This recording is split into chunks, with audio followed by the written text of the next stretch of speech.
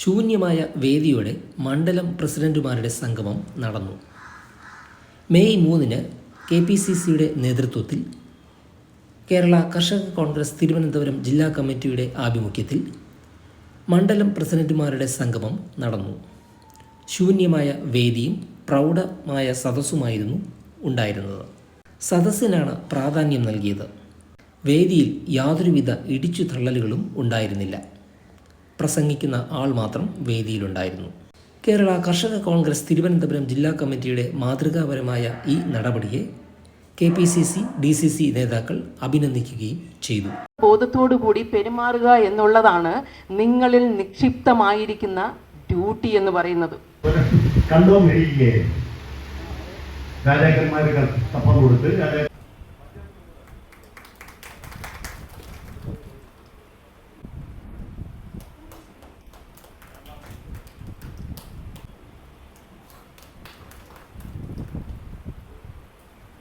തന്നെ കൃഷിഭവന്റെ മുമ്പിൽ സമരം ചെയ്തു.